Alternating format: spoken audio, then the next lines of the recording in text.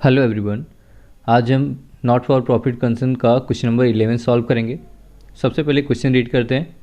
From the following balance sheet and receipts and payment account of new English school Barshi prepare income and expenditure account for the year ending 31 March 2020 and a balance sheet as on that date. तो यहाँ पे हम लोग का year ending कभी हुआ है 31 March 2020 को। इसका मतलब ईयर ओपनिंग कभी हुआ रहेगा 1 अप्रैल 2019। तो हमारा करंट ईयर क्या हो गया 2019-2020। Balance sheet as on 1 April 2019। Liabilities में कैपिटल फंड दिया हुआ हम लोग को, एसेट्स में बाकी की इन्फॉर्मेशन दी हुई है। और नीचे हम लोग को receipt and payment account for the year ending 31 March 2020 दिया हुआ है। यहाँ पे डेबिट में रिसीप्ट साइड का इन्फॉर्मेशन दिया हुआ है एंड क्रेडिट में पेमेंट साइड का इन्फॉर्मेशन दिया हुआ है। मैंने आपको हर एक क्वेश्चन में बताया है कि जो रिसीप्ट साइड में ओपनिंग कैश इन हैंड और कैश एट बैंक दिया रहेगा वो हम लोग को क्वेश्चन सॉल्व करते टाइम नहीं लिखना है। हम लोग को कौन सा लिखना है, पेमेंट साइड में जो कैश इन हैंड और कैश एट बैंक का क्लोजिंग अमाउंट दिया रहेगा हम लोग को वही क्वेश्चन सॉल्व करते टाइम लिखना है। यहाँ पे एडजस्टमेंट देख लेते हैं हम लोग। एडिशनल इन्फॉर्मेशन दिया हुआ है।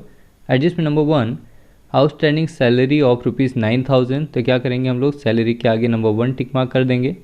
Adjust number 2, outstanding tuition fees ₹15,000 लिखा हुआ है तो ट्यूशन फीस के आगे number 2। Number 3 adjustment, depreciate library books by 9,000 and furniture by 10,000। तो यहाँ पे हम लोग क्या करेंगे, लाइब्रेरी और फर्नीचर के आगे नंबर 3 लिखेंगे। यहाँ पे हमने क्वेश्चन भी रीड कर लिया और एडजस्टमेंट मार्किंग कर लिया है। अभी हम लोग ट्रांसफ़र करना स्टार्ट करते हैं। इस क्वेश्चन में हमें इनकम एंड एक्सपेंडिचर अकाउंट के साथ में बैलेंस शीट भी प्रिपेयर करना है।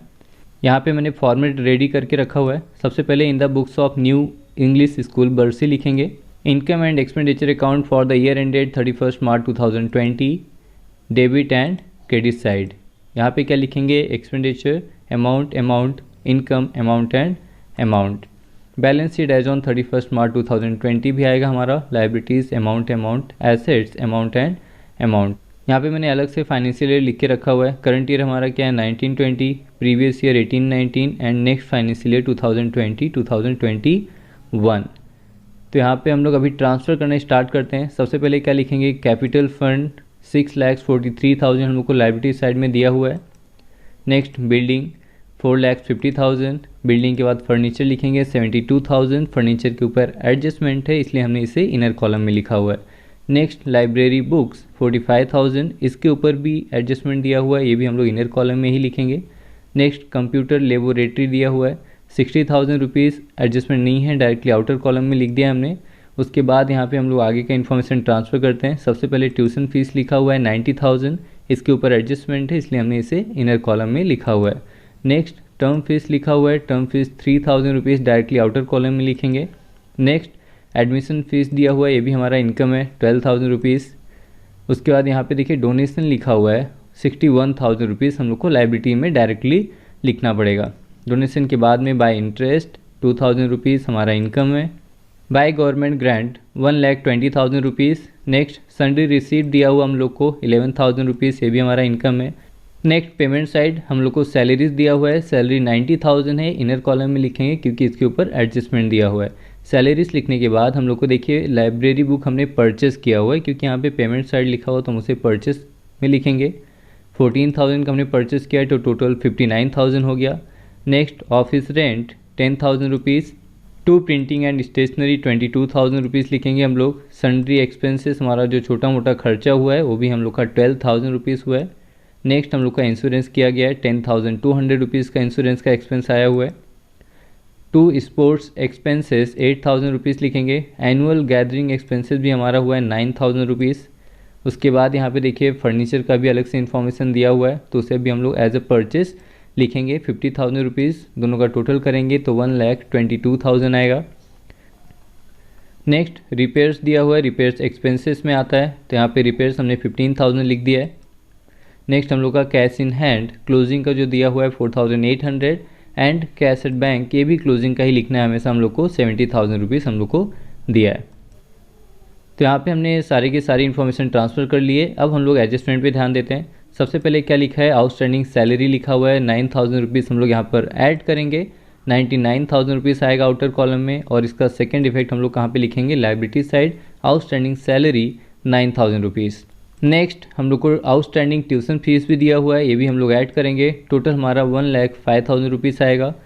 आउटस्टैंडिंग ट्यूशन फीस हमारे लिए इनकम होता है, और इनकम का अगर आउटस्टैंडिंग होता है तो हम लोग एसेट में लिखते हैं आउटस्टैंडिंग ट्यूशन फीस ₹15,000।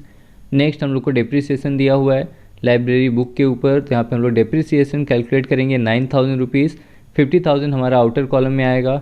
उसके बाद इसका सेकेंड इफेक्ट हमारा एक्सपेंसेस एंड लॉसेस होता है, जो हम एक्सपेंडिचर अकाउंट में लिखेंगे। To depreciation on library books ₹9,000। देखिए यहाँ पे जो ₹9,000 आया डिप्रिसिएशन, ऐसे बहुत सारी चीज़ें मैंने आपको प्रीवियस क्वेश्चंस में कैलकुलेट करके दिखाई हुई है, चाहे वो डिप्रिसिएशन का हो, चाहे इंटरेस्ट ऑन इन्वेस्टमेंट हो, या बैंक लोन हो, या फिर डिवेंचर्स का वर्किंग नोट हो। तो यहाँ पे अभी क्या करना है, आपको खुद से प्रैक्टिस करना है, वर्किंग नोट आपको खुद से कैलकुलेट करना है। अगर आपको कुछ भी डाउट होता है तो आप कमेंट सेक्शन में पूछ सकते हो। इसके बाद हम लोग को फर्नीचर के ऊपर डिप्रिसिएशन कैलकुलेट करना है। फर्नीचर के ऊपर ₹10,000 का डिप्रिसिएशन आया, यहाँ पे माइनस करेंगे तो ₹1,12,000 आउटर कॉलम में आएगा। और उसका सेकेंड इफेक्ट हम लोग एक्सपेंडिचर अकाउंट में ट्रांसफ़र करेंगे टू डिप्रिसिएशन ऑन फर्नीचर। ₹10,000 दिया हुआ है, दोनों का टोटल करेंगे तो हमारा ₹19,000 आउटर कॉलम में आएगा। तो यहाँ पे हमने पूरी की पूरी इन्फॉर्मेशन ट्रांसफ़र कर ली है, एडिशनल इन्फॉर्मेशन एडजस्टमेंट भी हमने ट्रांसफ़र कर लिया है। अब हम लोग अकाउंट क्लोज़ करेंगे, तो सबसे पहले income and expenditure account close करेंगे। और ये अकाउंट क्लोज़ करने के लिए हमें एक्सपेंडिचर और इनकम साइड दोनों का टोटल करना पड़ेगा। यहाँ पे दोनों साइड का टोटल करने के बाद इनकम साइड का टोटल ज़्यादा आ रहा है, ₹2,53,000, तो यही हम लोग एक्सपेंडिचर साइड में भी लिखेंगे। अब यहाँ पे हम लोग इनकम के टोटल से एक्सपेंडिचर का टोटल जब माइनस करेंगे तो हम लोग को जो डिफरेंस आ रहा है वो डिफरेंस आ रहा है ₹48,800। तो इसे हम लोग क्या लिखेंगे, टू एक्सेस ऑफ इनकम और एक्सपेंडिचर, और ब्रैकेट में लिखेंगे सरप्लस। इसका ये मतलब होता है कि हमारा इनकम ज़्यादा है और एक्सपेंसेस कम है। तो यहाँ पे जो हमारा सरप्लस आया है उसे हम लोग क्या करेंगे, कैपिटल फंड में ऐड करेंगे, प्लस सरप्लस ₹48,800। और इसका जब टोटल करेंगे आउटर कॉलम में लिखने के लिए तो टोटल आएगा ₹6,91,800।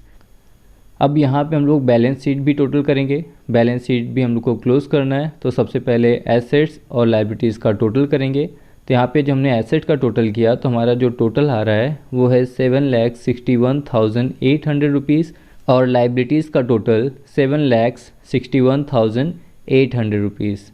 तो यहाँ पे हमारा बैलेंस शीट टैली हो गया है, एसेट्स और लाइबिलिटीज़ दोनों का टोटल इक्वल आ रहा है। तो यहाँ पे हमारा क्वेश्चन नंबर 11 कंप्लीट हो गया है। आज का लेक्चर यहीं पर एंड करते हैं। अगर आपको कुछ भी डाउट है तो आप कमेंट सेक्शन में आपके डाउट्स पूछ सकते हो।